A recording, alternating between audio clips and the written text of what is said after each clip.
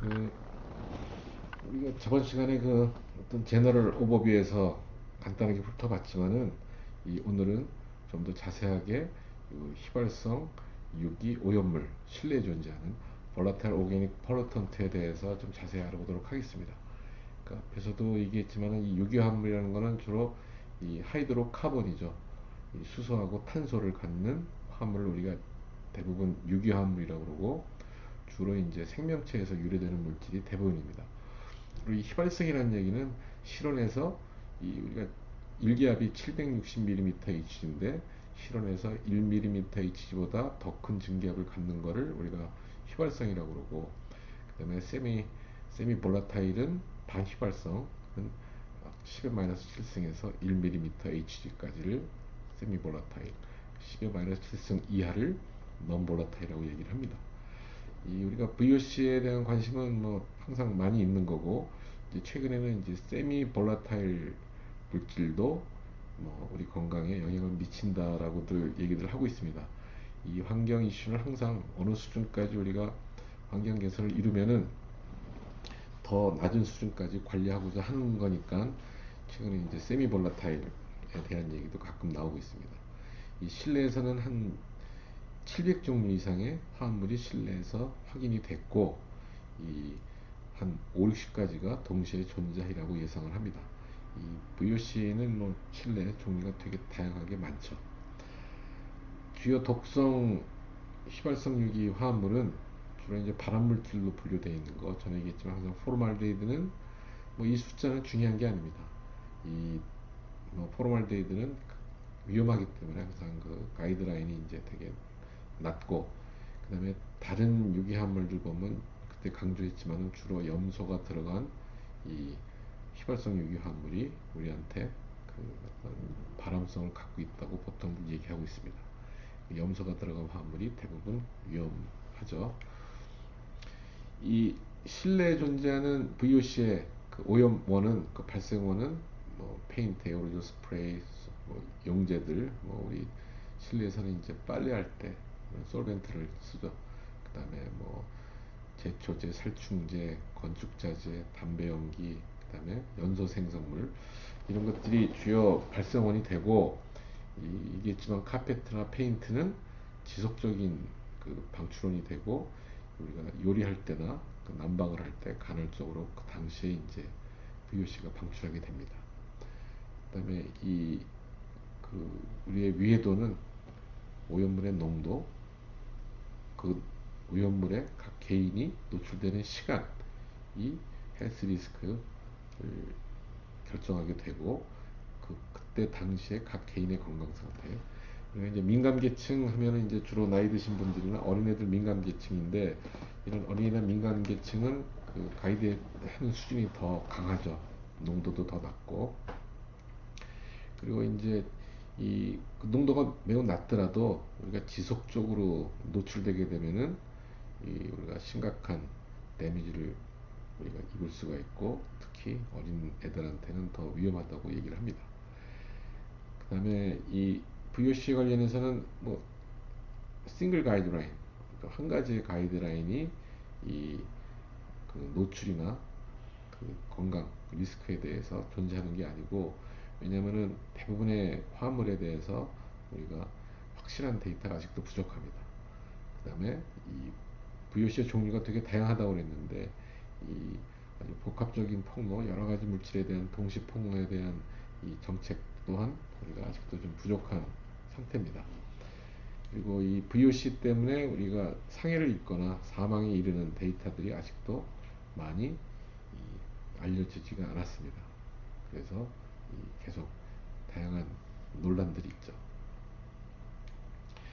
그 다음에 이건 담배에 관한 내용인데, 그, 이 담배는 우리가 주로 이 environmental smoke라고 그러는데, 이 메인스트림하고 담배는 사이드 스트림 스모커가 있습니다. 메인스트림은 필터를 통과해서 우리 체내로 들어오는 담배 연기를 메인스트림이라고 그러고, 사이드 스트림은 우리가 생담배라고 그러죠. 담배가 그냥 생으로 타는 거, 가만히 놔둬도 타서 실내 공간에 퍼지는 걸 우리가 사이드 스트림이라고 합니다.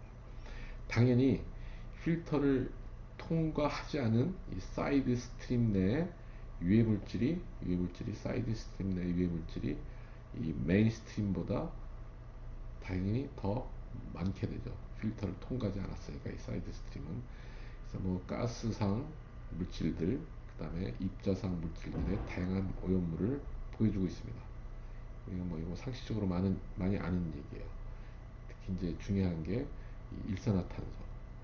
그 위에 뭐 다양한 뭐 발암 물질이 있고, 이건 뭐 우리가 이제는 뭐 이 강하게 규제들을 하고 있죠. 실내에서 담배들 거의 안 피고. 그냥 여러분들 한번 쑥 훑어보면 됩니다. 상식적으로.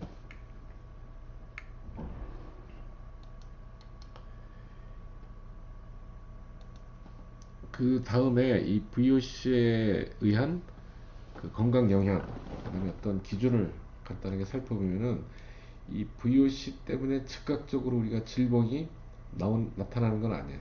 그래서 대표적 증상은 식 빌딩 신드롬, 타입 빌딩 신드롬 해가지고, 신드롬이라는 얘기는 어떤 증후군입니다. 특별한 증상이라기보다도 뭔가 좀 이상한 거예요. 그러니까 뭐 머리가 띵한다든지 가슴이 답답하다든지 이런 것들이 대표적 증상이고, 장기간 어떤 고농도에 노출이 되면은 뭐 중추신경 마비, 점막 염증, 폐부종, 피부암 등을 유발한다고 합니다. 그래서 이 미국에서 이 NIOSH, National Institute of Occupational Safety and Health, 작업 안전, 작업 환경의 안전과 이 보건을 책임지는 미국의 기관입니다. NIOSH라고 우리가 얘기를 하는데, 그래서 예전에 한 525개 상업 건물 의 공기 특성을 평가를 해보고 이 결론을 내봤더니, 조사했던 건물의 한 15%가량이 건물과 관련된 질병이 있다라고 이제 얘기를 했고요. 대부분 복사기, 담배 연기에서부터 오염물질이 유출된다고 합니다. 이건 뭐 옛날 얘기고, 그래서 뭐 담배들을 실내에서 많이 안 피니까. 그리고 이 카페트나 절연물, 가구에서 나오는 포르말데이드, 이런 이런 것 등 건축 자재에서 나오는 게 한 4% 정도가 실내 관련 증후군을 유발한다고 알려져 있습니다. 그리고 앞에 얘기했지만은 실내 존재하는 VOC는 그 종류가 다양하고 동시에 수많은 이 물질들이 존재하니까는, 이 메알 헤브라는 사람이 연구를 해서 이 식빌딩 신드롬 증상 경험자 62명을 한 22개 화합물의 혼합에게 노출을 시켰더니 한 5 내지 25mg 공기 입방 메타당, 여기에 노출 시에 눈, 코, 기관지에 염증을 유발했다고 그래요. 염증을. 이 그리고 이 책의 저자인 하인즈라는 사람이 문헌을 다 조사를 해봤습니다. 이 VOC 관련해서. 그랬더니 여러 단체, 주로 이제 미국이죠. 여러 단체들에서 제시하는 실내 공기 기준이 일치하지 않는 걸 알았어요. 예를 들면은 ACGIH, American Conference of Governmental Industrial Hygienists, 미국 정부의 산업 그 미생을 책임지는 어떤 위원회입니다. 그 ACGIH라는데, 여기서는 수많은 화합물에 대해서 TLV 값을 발표를 합니다. TLV는 T는 이제 threshold고 limit value, 역치값이라고 그래요, 한국말로는. 그러니까 이 TLV 값 이상에서 어떤 안 좋은 일이 일어난다는 얘기고, 이 TLV 값 이하에서는 괜찮다는 얘기예요. 관리를 위해서 이제 TLV 값을 발표를 합니다. 그랬더니 그 값을 가지고 OSHA, Occupational Safety and Health Association에서 TLV의 10분의 1을 어떤 기준치로 또 놉니다. 그 다음에 미국의 American Society of Heating, Refrigerating and Air Conditioning Engineer, 그러니까 미국의 그 냉난방 공조 협회입니다. ASH, 아슈라라고 그러는데, 거기서도 TLV의 10분의 1 값을 어떤 기준으로 선정을 하고 있습니다. 그래서 보통 일반적으로 일반인들에 대해서는 TLV 값이 10분의 1을 기준치로 보통 삼아요. 이거는 방사능 쪽에서도 마찬가지입니다. 이 방사능 작업자의 기준치가 만약에 10이면은 일반인들은 그 중에 10분의 1. 그래서 이 작업을 하시는 분들은 어떤 경제 활동 때문에 우리 일반인보다 조금 더 많이 맞고 이제 위험 수당이나 특별하게 건강 관리를 하죠. 건강 진단도 특수 건강 관리를 하고. 그래서 여러분들은 일반인들은 작업 환경에 적용되는 작업자한테 적용되는 TLB 값의 10분의 1 정도를 기준치로 삼는구나 라고 생각하시면 되고, 미국의 그 AIHA, American Industrial Hygiene Association, 미국 산업위생협회에서는 모든 VOC량을 5mg per 입방미터, 그러니까 전체 VOC를 요거 이하로 규제를 합니다. 그거는 앞에 있었던 메레브의 연구에 근거해서 이 실내 VOC가 너무 많이 존재하니까, 수백 가지 동시에 50가지가 존재하니까 일일이 다 파악하기가 힘드니까 전체 VOC의 양을 5mg per 입방미터계로 규제를 하고, 이 전체 VOC는 우리가 실내 톨루엔의 양을 그 근거로 해서 환산해서 이제 측정을 하게 되어 있습니다. 어떤 기기 같은 걸로 그렇게 되어 있고, 그 우리가 이제 포름알데히드가 되게 뭐 실내에서 가장 위험한 VOC 중에 하나라고 얘기를 했는데, 이 포름알데히드에 노출됐을 때 여러 가지 농도에서의 건강 영향을 이제 정리를 한 겁니다. 대략 실내 기준치가 한 0.1 ppm 정도 돼요.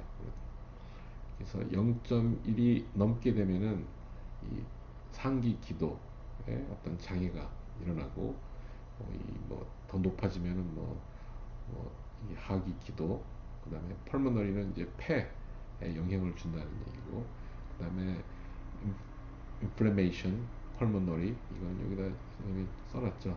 염증을 일으키고, 그 다음에 부종을 일으키고 폐렴을 일으킨다고 돼 있고, 이 포르말딘 농도가 100 ppm 이상이면은 사망에 이른다고 그래요. 그 다음에 이 0.1이 대충 우리 가이드라인이라고 있는데, 이 0.01만 넘어도 이 눈에 어떤 자극을 준다고 그러고, 0. 코가 민감한 사람들은 0.05 ppm만 돼도 이 냄새를 맡을 수가 있다고 합니다. 그 다음에 0.05에서 1.5 사이에서는 뉴로 피지올로직 이펙트 해가지고 이 신경 생리학적 영향을 미친다고 그러고, 이건 0.5가 아니고 0.05 잘못 썼는데, 0.0에서 0.05까지는 어떤 인체에 미치는 영향이 보고된 게 없다고 합니다. 여러분들은 0.1 정도를 기준치로 생각을 하고, 0.1 이상에서는 이 우리 기도나 폐 관련에 큰 영향을 준다고 생각하면 됩니다.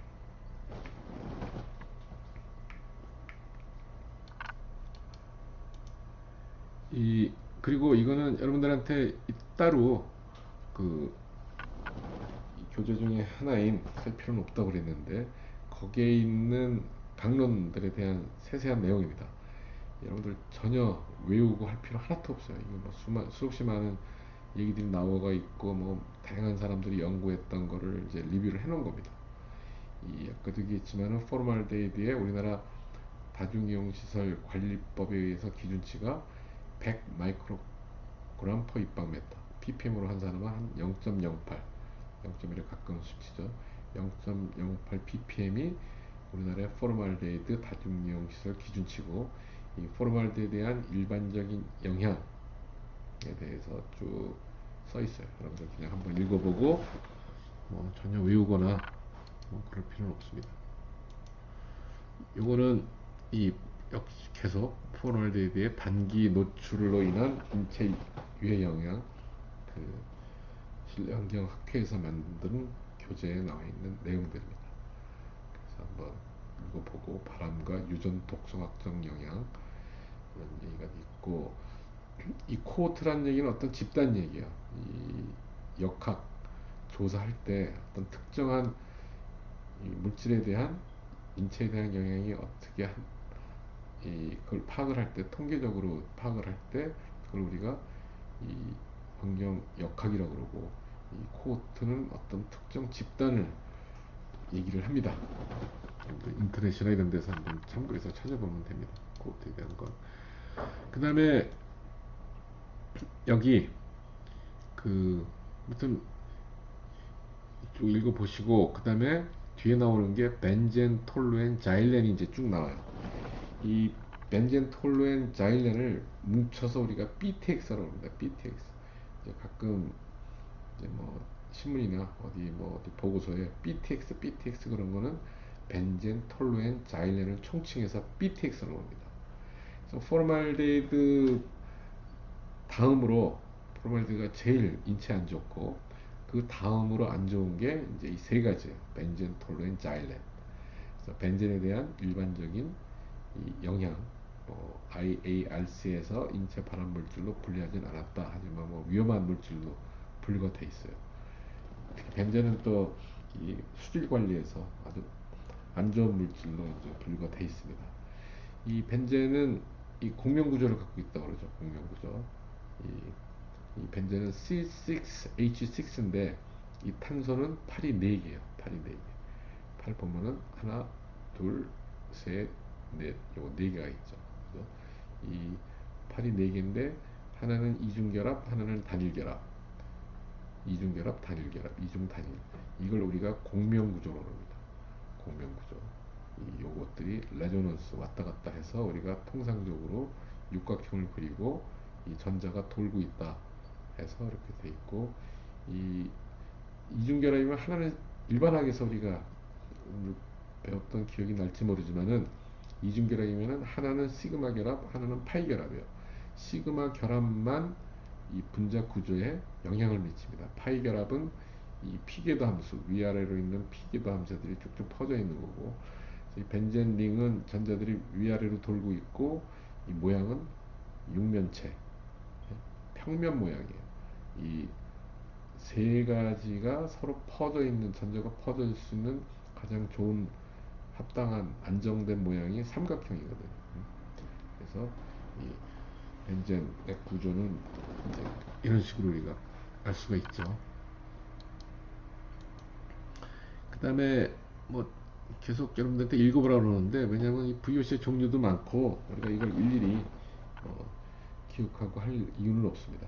외울 이유도 없고 다 써 있고 우리가 찾아보면 나오니까 이제 유전학적 영향이고, 그 다음에 이 톨루엔에 대해서 써 있고, 아까 BTX 벤젠 톨루엔 뒤에 이제 이 톨루엔은 벤젠 링에 이 그 CH3 그 메칠기가 붙어 있는 거고, 여기서 이제 CNS는 뭘 얘기하냐면 Central Nervous System, 중추신경계통을 얘기를 합니다. 그래서 뭐 연구가 일어난 거, 뭐 대조군 어쩌고저쩌고 얘기가 있습니다. 그래서 이렇게 너무 VOC의 종류가 많으니까 아까 이제 토탈 VOC 얘기를 했는데, 이 토탈 VOC가 이 톨루엔의 농도의 기준으로 해서 환산하게 돼 있어요. 다행히 이런 TVC 측정 이런 것들이 시중에 많이 있거든요. 전문가들이 쓰는. 그래서 우리가 공간에서 잘 샘플링을 해서 데이터를 뭐 디지털화된 거를 읽을 수가 있고, 다만 우리가 기억해야 될 거는 TVC의 다중이용설 기준치가 500 마이크로그램 퍼 입방메타, 일반인들에 대해서. 물론 민감한 집단, 그 노약자나 어린이 같은 경우